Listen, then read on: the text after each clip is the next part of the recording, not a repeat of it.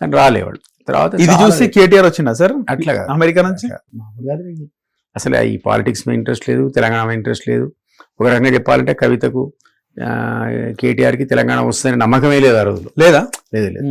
So వాళ్ళు రావడం ఆ జాబ్ క్రైసిస్లో పాపం వచ్చారు. వచ్చినాక రెడీమేడ్ ఉద్యమం ఉండే ఇక్కడ. సో వాళ్ళు దే వాంట్ టు జాయిన్, ఇది ఉద్యమ పార్టీ. అప్పుడు కేసీఆర్ నన్ను పిలిచి చెప్పాడు, నువ్వు అన్నట్టు చాలా సన్నిహితులు ఉంటాయి. అవును. ఈ పిల్లలు ఇంకా దగ్గర కాలే, ఎంత పేరెంట్ అయినా పాలిటిక్స్ వేరు, అది వేరు కదా, ఇల్లు వేరు కదా. సో నన్ను పిలిచి చెప్పాడు, దిలీప్ వీళ్ళిద్దరు సీట్లు అడుగుతున్నారు, ఇద్దరికి ఇస్తే అసలే ఉద్యమ పార్టీ బదనామవుతాం, ఇద్దరితో మాట్లాడి ఒక్కడనే చూస్ చేసుకోమని, వాళ్ళకి ఇద్దాం కానీ ఇద్దరికి వెళ్ళామంటే నాకు జయశంకర్ సార్ కూడా చెప్పాడు, ఓకే ఇద్దరు ఎలా తీసుకుంటారు బదనాం అయిపోతాం, ఇది ఉద్యమ పార్టీ, నువ్వు సార్ కూడా చెప్పు, పిల్లలకు కూడా చెప్పండి. ఇద్దరికి విడివిడిగా చెప్పాను నేను, కవితకు కేటీఆర్కి ఇద్దరు చెప్పిన. బాబు ఇది ఇద్దరు వస్తే ఉద్యమ పార్టీ బదనాం అవుతాడు సార్ వద్దంటే, కవిత అన్నది మీ ఇద్దరు మాట్లాడుకొని చెప్పండి అన్న. 1 వీక్ తర్వాత కవిత నా చెప్పింది, అంకుల్ మేము ఇద్దరం మాడుకున్నాం, నేను వదిలేసుకుంటున్నా, ఈసారి నేను పోటీ చేయను, అన్నయ్యనే కాంటాక్ట్ చేయనియండి అన్నది. అన్న తర్వాత కేటీఆర్ పాప నన్ను అడిగిండు, మీరు రికమెండ్ చేయొచ్చు కదా నాకు కరీంనగర్ ఎంపీ సీటు, అందరు రికమెండ్ చేశారు, కేటీఆర్ మీరు చేస్తే నాకు వచ్చేస్తుంది అన్నాడు. అంటే ఆ స్టేజ్ అప్పుడు అట్లుండే నా పొజిషన్, అంత పవర్ఫుల్ ఉంటాయి. నేనన్నా బాబు వెయిట్ చేయి, సర్వే చేయిస్తున్నా, దాని రిజల్ట్ ఏదో చూసినాక నేను చెప్తా, నాకు తెలుసు అడుగుతున్నావు అని నేను అసలే రిపోర్ట్ వచ్చింది 4 రోజుల తర్వాత. ఏమొచ్చిందంటే దారుణంగా ఓడిపోతుంది టీఆర్ఎస్, కరీంనగర్ గెలవట్లేదని వచ్చింది. ఎప్పుడు సార్? 2007-9 మధ్య. ఓకే. సరే నేను పోయి 9 అనుకుంటా, నేను కేసీఆర్కి ఇచ్చిన, సార్ ఇది పరిస్థితి, కరీంనగర్ నేను అడుగుతున్నాడు కానీ ఓడిపోతాడు అంటే, బెల్లొత్తి పిలువు అని, ఎవరి సర్వే రిపోర్ట్ వచ్చింది, ఓడిపోతున్నావు, ఇక్కడ వద్దురా నాయన నువ్వు సిరిసిల్ల పోటీ అంటే కేకే మహేందర్ కేసరి పెట్టింది అప్పుడే. ఆ సీట్ ఎగిరిపోయి ఈయన పోయి కాంటాక్ట్ చేస్తే బుటాబుటిగా 150 ఓట్లతో గెలిచిండు. ఓన్లీ 150 ఓట్లు, 150తో టీడీపీ పొత్తుతో అంతా కలిపి జస్ట్ 150 సీట్స్ తో గెలిచిండు. కేకే మహేందర్ రెడ్డి ఎట్లా ఒప్పుకుంటు సార్ కేసీఆర్? ఆయన ఒప్పుకోలే, ఆయన వెళ్ళిపోయాడు పార్టీ నుంచి. అప్పుడే ఫస్ట్ పోయినాడే కేకే మహేందర్ రెడ్డి, పార్టీ మీద తిరుగుబాటు బావుట ఎగిరేసిన వాడు మొట్టమొదటి నేత కేకే మహేందర్ రెడ్డి. సో పాప అన్యాయం జరిగింది ఆయనకు. సరే వాట్ ఎవర్, ఇద్దరిలో అప్పటి నుంచి రిఫ్ట్ వచ్చింది, ఈయన అమ్మాయిని రానియలేదని ఆమె కోపం. ఇక అది ఆమె ఏమైందంటే వెళ్ళిపోయింది. ఈ లోపల అవకాశం కవిత ముందే వచ్చింది కానీ కవితకి పదవి రాలేదు, ఇద్దరు కలిసి వచ్చింది. సరే అదే టైం 1 నెల అటు ఇటు, ఎవరు ముందు వచ్చిన జ్ఞాపకం లేదు. కానీ ఆ తర్వాత ఏమైంది, ఈ ఎంపీ ఎలక్షన్స్ వచ్చాయి, ఎంపీ అంటున్నా సారీ, నెక్స్ట్ ఎలక్షన్స్ వచ్చారు, నేను లేను, పార్టీ వదిలిపెట్టాను. 2009లోనే డిజాస్టర్ అయింది, మొత్తం 10 కూడా గెలవకపోతే ఈటల రాజేందర్ని రాజశేఖర్ అన్నాడు, పట్టుమని 10 సీట్లు ఇంకెక్కడ తెలంగాణ వాదమా, తలకాయ ఎక్కడ పెట్టుకుంటూ రాజేంద్ర అని అడిగాడు. 50 సీట్లు ఇచ్చినట్టు కదా సార్ కూటమిలో? అప్పుడు అది 45 సీట్స్ అలయన్స్ లో కాంగ్రెస్ ఇచ్చినవి కావాలి, టీడీపీ అలయన్స్ కూటమి, ఆ కూటమి మహాకూటమిలో కేవలం 10 అంటే 10 గెలిచారు. అందువల్ల ఆ మాట అన్నాడు ఎవరు, రాజశేఖర రెడ్డి, పట్టుమని 10 సీట్లు ఎక్కడ తెలంగాణ బాబు అని. ఆ తర్వాత ఏమైంది, ఈయన కూడా రాజీనామా చేశాడు, నిరుత్సాహపడి ఇంట్లో పండుకున్నాడు. తర్వాత అందరం బతిలాడితే మళ్ళీ వచ్చి పగ్గాలు చేపట్టిండు. ఈ కాంటెస్ట్లో ఏమైంది, తర్వాత ఉద్యమం లేవటం, నేనేమో ఆయనతో డిజాస్టర్ అయినాక నేను కూడా వెళ్ళిపోవడం, నేనేమో యునైటెడ్ ఫ్రంట్ పెట్టి. మీరెందుకు వెళ్ళిపోయినారు సార్? ఏదో ఆయనతో గొడవ పడ్డారు, అలయన్స్ పెట్టించింది నేనే, అలయన్స్ ఫెయిల్ అయింది. ఏది టీడీపీ టీఆర్ఎస్ కీలకమైన అలయన్స్ పెట్టించినప్పుడు నేనే ఒప్పించిన, చిరంజీవితో పోదాం అనుకోండి పావు, ఎవరు కేసీఆర్ అనుకోండి, కేటీఆర్ అనుకోండి, హరీష్ అనుకోండి, వాళ్ళు కాదని నేను అందరిని ఒప్పించి టీడీపీతో పెట్టించి. ఎందుకు చిరంజీవితో ఎందుకు వద్దన్నారు? ఇప్పుడు ఆయన గెలిచిన ఎందుకు అనిపించలే నాకు, నిజం కూడా ఆయన 40 సీట్సే వచ్చినాయి అంతేనా, 18 వచ్చినాయి సార్, 18 20 వచ్చినాయి, 18 40 కూడా రావాలని ఆయన కేసీఆర్ తాను, ఈయన 40 కూడా రావు, ఈయన ఎక్కడ సీఎం అవుతాడు సార్ అంటే ఆయన నమ్మలే. అందరు అంటున్నారంటే లేక తప్పు సార్ క్యాలిక్యులేషన్. కానీ టీడీపీ ఆంధ్ర పార్టీ పొత్తు పెట్టుకుంటే మైనస్ ఆలోచించలేదా? ఆలోచించదు, కానీ నేను అంత కన్విన్స్ చేసిన చేస్తే ఆయన ఒప్పుకున్నాడు. అంటే ఏముండే అప్పుడు మెయిన్ రాజశేఖర రెడ్డిని దింపాలా, టీడీపీ అలయన్స్ అయితే కూటమి ద్వారా రాజశేఖర రెడ్డి దించొచ్చనే ఒక ఆలోచన ఉంటే, రాజశేఖర రెడ్డి తెలంగాణ ఏలేదని కదా మనం కాంగ్రెస్ నుంచి బయటకు వచ్చినాం కాబట్టి తప్పనిసరి టీడీపీతో పొత్తుంటే వాళ్ళు లెటర్ ఇచ్చిండు ఆయన, చంద్రబాబు నేను అనుకూలమే లెటర్ ఇచ్చాడు. ఆ లెటర్ ఇచ్చినాక అలయన్స్ స్టార్ట్ అయ్యింది. అప్పుడు 2 కళ్ళ సిద్ధాంతం, నాకు ఆంధ్ర తెలంగాణ 2 కళ్ళతో సమానం అన్నాడు అని లెటర్ ఇచ్చినాక ప్రణబ్ ముఖర్జీ కమిటీకి ఇచ్చి అప్పుడు అలయన్స్ పెట్టుకున్నాం ఆయనతో. ఇంకా అప్పటికి కూడా అందులో ఉన్న కూటమిలో భాగస్వామ్యం సిపిఎం అసలు తెలంగాణ అనలే, అయినా సరే కూటమిలో భాగస్వామ్యం అందరు కలిసి పోటీ చేసిన, CPI CPM TRS and TDP కలిసి ఒకే వేదిక పంచుకున్నాయి. తెలంగాణ వద్దనోడు కావాలన్న సిపిఐ కూడా. సో అప్పుడు ఇక జరిగిన సీక్వెన్స్లో ఏమైందంటే నెక్స్ట్ ఎలక్షన్ వెళ్ళిపోయినా, ఇక గొడవ అయింది, ఆ కూటమిలో సరిగ్గా సీట్లు సెట్ కాలేదు, నా మీద ఎగిరిండు కేసీఆర్ తిట్లిండు, ఆ తిట్లు భరించలేక వెళ్ళిపోయాడు. మీరు అడిగారా టికెట్? నేను ఎందుకు అడిగిన, ఆల్రెడీ ఎమ్మెల్సీ గెలిచి అప్పటికి సెకండ్ టర్మ్ 91% తో గెలిచాడు ఆయన.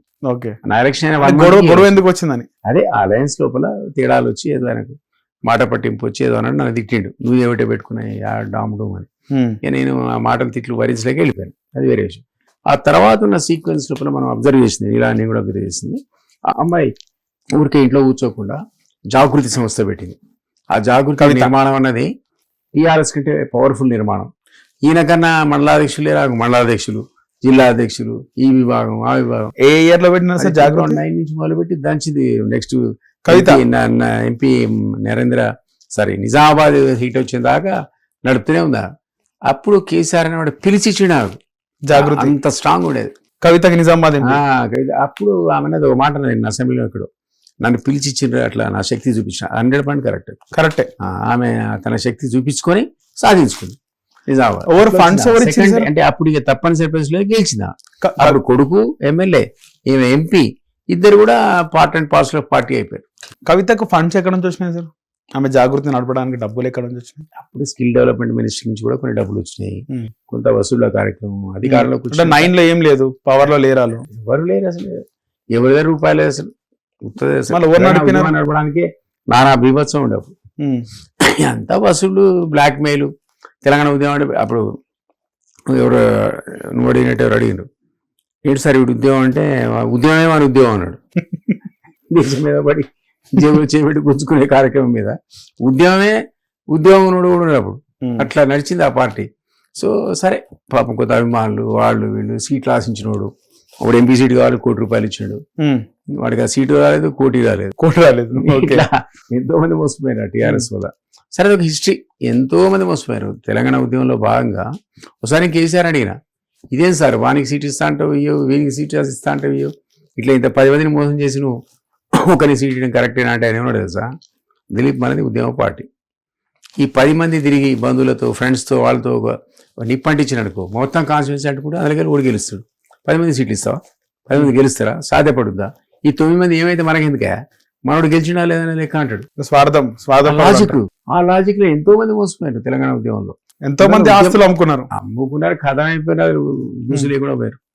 అసలు ఐపీఎస్ ఆఫీసర్ ఉండేవాడు శ్రీనివాసన్, మరి సీట్ ఇస్తాం మా ఊర్లో అంటే 3 ఏళ్ల ఐపీఎస్ ఉద్యోగానికి రాజలేసి డిఐజీ ఉండే. ఆయన వచ్చాడు, వచ్చి చేరినాక ఈయనకి అపాయింట్మెంట్ లేదు, ఇంటర్వ్యూ లేదు, తలుపుడు తీసేది లేదు. ఆరుగురు నాతోడు నా కొడుక విని తుపావిడి కాల్చేస్తాను లైసెన్స్ వాళ్ళు ఉండే, ఎందుకు సార్ జైలు పోతూ కేసీఆర్ కాల్చేస్తాను ఆయన కోపం ఆయనకు. అట్లా 17 మంది నా ఒక్కరికే సీట్ ఇచ్చాడు. తర్వాత అది కూడా ఆ రోజు ఇయ్యలే, ఎగ్గొడితే మీకు కూడా ముందు ఎమ్మెల్యే చేసాడు, కథం దొరకలే. విజయశాంతి కూడా అట్లా అంతే, అందరు చెప్పుకుంటే బాగుండదు. 60 ఢిల్లీ ఇంట్లో నిలబడి పిఎస్ గా తెచ్చుకున్నా, మళ్ళీ పాత పిఎస్ మారెడ్డి దగ్గర. ఈయన పాపం 17 మంది ఎంప్లాయీస్ అంతా అందరూ కూడా అయిపోయారు. ఉద్యోగాలు పోయినాయి పాపం. ఎవరికి ఉద్యోగాలు, ఇది ఉద్యోగాల కోసం ఉద్యమం అని ఉన్న ఉద్యోగాలు కూడా కొట్టుకున్నాం మేము. ఆ పరిస్థితి అప్పట్లుండే. సరే ఏమైనా ఒక స్పిరిట్, అది తెలంగాణ ఆకాంక్ష ఒకటి. సో ఆయన కూడా ఒక లాజిక్ కరెక్టే, అందరు అంటిస్తేనే అంటుకుంటుంది, కానీ ప్రతివాడు ఎమ్మెల్యే కావాలంటే, ఎంపీ కావాలంటే, మంత్రి కావాలంటే అవుతారా? ఏడైతే అంటారా? పాసిబుల్. కాబట్టి కొందరికి ఎప్పుడైనా నష్టమైంది. అది మనం ఆ లాజిక్ని నచ్చినా నచ్చకుండా అప్రిషియేట్ చేయాల్సిందే, ఆయన స్టైల్ ఆయన. కానీ విజయశాంతి విషయంలో ఆమె నించోమని చెప్పిండు కేసీఆరే, చూస్తే ఈయనవై నామినేషన్ వేసిండు అని చెప్పి ఆమె చెప్పింది. మహబూబ్ నగర్లోనో కరీంనగర్లోనో ఇక్కడ చేసింది ఆమె, మహబూబ్ నగర్లో చేసింది. ఎందుకు అట్లా చేస్తాడు కేసీఆర్? ఇప్పుడు అట్లా అంటే నీకు జయశంకర్ సార్కి హనుమకొండ సీట్ ఇస్తున్నాడు ఎంపీ, ఆఖరకు జయశంకర్ ఎగరగొట్టి బోయినపల్లి వినోద్కి ఇచ్చాడు. ఏం చెప్తావు? అడిగిన సార్ పిలిచాడు, దిలీప్ నాకు సీట్ ఇస్తానడా. మళ్ళీ తర్వాత ఆయనే చెప్పాడు, దిలీప్ నాకు కాదంటున్నాడు, ఫోన్ చేసిండు, వద్దు నీకు ఎమ్మెల్యే ఇస్తా, నువ్వు బోయినపల్లికి ఇస్తున్నాను. సరే నీ ఇష్టం అన్న, నాకు ఎమ్మెల్యే వద్దు, ఎందుకంటే దిలీప్ అడుగుతున్నాడు. దిలీప్ ఆయన రికమెండ్ చేసిండు నాకు, నేనే దిలీప్ రికమెండ్ చేసి ఆ సీట్ నేను తీసుకునేటప్పుడు చేస్తా, నాకు వద్దే వద్దన్నాడు. అంటే అప్పుడు నాకు ఇవ్వకుండా, జయశంకర్కి ఇవ్వకుండా మందాడి సత్యనాయుడికి ఇచ్చాడు. ఆయన గెలిచే 9 నెలలుగా ఆయన వీగిండు రాజశేఖర్ దాంట్లో. అట్లుంటే ఆయన చర్యలు అవన్నీ. మధ్యలో ఉప ఎన్నికలకు చాలా పోయినాడు, 2004 నుంచి 2009 మధ్యలో పోయిండు. చాలా సార్లు ఉప ఎన్నికలు పోయి ఓడిపోయి సూసైడ్లు చేసుకునే ఒక హీట్ కూడా నడిచింది. ఆ వార్తలు బాగా వచ్చినాయి. తెలంగాణ భవన్లో ఈటెల రాజేందర్ వీళ్ళందరూ సూసైడ్ చేసుకుంటుండే కేసీఆర్. కొన్ని వార్తలు వచ్చినాయి పార్టీ ఇదైతుంది అని. హరీష్ రావు కిరసనాలు పూసుకొని అగిపెట్టి దొరకనట్టే ఉంటుంది. ఆ ఉద్యమం పేరు మీద కేసీఆర్ స్పీచ్లు విని హరీష్ రావు యొక్క స్పిరిట్తో 1200 పోరాలు తెచ్చిపోయారు. ఒక్క నెత్తురు చుక్క రాలకుండా తెలంగాణ దేశాన్ని తెచ్చిండా 1200 చచ్చిపోయారు. 12 కాబట్టి 600 చచ్చిపోయారా లేదా? ఎంతమంది మనం చూడంగా అన్నిటికీ ఆ చావులకు వీళ్ళే కారణం. హరీష్ కావచ్చు, కేసీఆర్ కావచ్చు, కేటీఆర్ వాళ్ళ స్పీచ్లే కారణం. ఆ రకంగాను ప్రోత్సహించి ఎవరు చచ్చిపోయారు? 99% ఎస్సీ ఎస్టీ బీసీ సోదరులే. అవును, ఒక్క ప్రకాశుడు చావాలి అంటే ఒకటి కాదని వేణుగోపాల్ కొంతమంది చనిపోయినారు. చనిపోయినా చెప్తున్నా మెజారిటీ పర్సంటేజ్లో 90% ఎస్సీ ఎస్టీ బీసీలు చనిపోయారు. ఎగరేసిందంతా ఈ దూరాలు. ఆఖరికి అధికారం వస్తే ఎడిపోయినారు చచ్చిపోయిన కుటుంబాలు వాళ్ళు. కవిత అంటుంది కదా సార్, నేను ఈ ఉద్యమకారులకి కుటుంబాలకి కానీ ఉద్యమకారులకు ఒక్కొక్కరికి 10 లక్షలు ఇద్దామని చెప్పినా వినలేదు కేసీఆర్ అని చెప్పుండొచ్చు. ఎంతో మంది అడిగినాం ఏంటి సార్ అని. మరి 10 years ఇవ్వాలి కదా. నేనైతే అప్పుడు అధికారానికి దగ్గర లేను, ఉన్నది ఈమెనే. అంత అవినీతి నడిచింది 10 సంవత్సరాలు అంటుంది. అవినీతి జరిగింది. ఇప్పుడు ఈమె చెప్తుంది, మనం చెప్తేనే ఆవిడ వినలే. ఇప్పుడు ఆమె ఐఎస్ఐ సర్టిఫికేట్ ఎక్కువ ఉంది. మీరు ఒకటి గమనిస్తే కవిత మండలిలో మాట్లాడుతుంటే పొంగులేటి శ్రీనివాస్ రెడ్డి, బట్టి విక్రమార్క, కోమటిరెడ్డి, పొన్నం ప్రభాకర్ కళ్ళార్పకుండా చూస్తున్నారు. తీర్మానం అవకాశం కదా. బీఆర్ఎస్ తిట్టుకుంటే సంతోషమే కదా. ఏమైనా బీఆర్ఎస్ ఉంటే ప్రొటెస్ట్ చేసు, వాళ్ళని తీసి అవతల పారేసిరి. ఏమో దాల్చుకునే బీఆర్ఎస్ తిట్టుడే కార్యక్రమం, రాజీనామా ఏమో కానీ అది అఫీషియల్ గా రికార్డులకు వెళ్ళిపోయింది. అది ఐ రియల్లీ డోంట్ నో ఆమె ప్రవర్తన ఏందో. మరి అన్ని రోజులు ఆగిపోయి సడన్ గా పోయి మాట్లాడేవేందో, ఆ రోజు రాజీనామా యాక్సెప్ట్ చేయమని అనడం ఏందో. ఎప్పుడో ఇచ్చింది 3 నెలలు 4 నెలలు అప్పుడే యాక్సెప్ట్ సెప్టెంబర్లో ఇచ్చింది. మరి అప్పుడు అడగకుండా ఇప్పుడు వచ్చి అది ఆ టైం ఆమె చెప్పిన మాటలని వాస్తవమేనా సార్? కవిత చెప్పిన మాటలని కరెక్ట్. శాసన మండలిలో ఆమె ఏడవడం అన్నది ఏమి కష్టం వచ్చిందో ఏడుస్తారు. దేనికి ఏడుపు? సహజంగా ఎవరికైనా వదులుకుంటున్నాం ఏడిపోతున్నాం అంటే, ఆ సభ వదిలేస్తున్నాం అంటే ఎవరికైనా ఏడుపు వస్తుంది. చివరి రోజుల్లో నాకు సన్మానం చేశారు. చివరి రోజు డిప్యూటీ స్పీకర్ కాడ నేను పెట్టుకోండి. అది నేను పెట్టుకోవాలి, నువ్వు ఎందుకు పెట్టుకుంటే అన్నా నువ్వు రేపు నుంచి రావంటే నాకు బాధిస్తుంది అన్నాడు. ఎవరు? మన Padmarao. Okay, kind hearted, soft, ఒక మనిషి మంచి తెలిపన రాడు అంటే ఎప్పుడు తెలంగాణ గురించి మాట్లాడి విన్నారు కదా. అరే మా అన్న రావట్లేదని ఆయన కళ్ళ నీళ్ళు పెట్టుకుని పాపం. నాకు రాలే నీళ్ళు, ఆయనకు వచ్చినాయి. అట్లా ఎమోషనల్ కావడం అన్నది సహజంగా లేడీస్కి ఎక్కువ ఉంటుంది మనకంటే. హిట్ టీవీ యాప్, ఇందులో short news, live news, entertainment shows, movies, digital magazines తో పాటు మీ జిల్లా వార్తలను కూడా ఫ్రీగా చూడొచ్చు.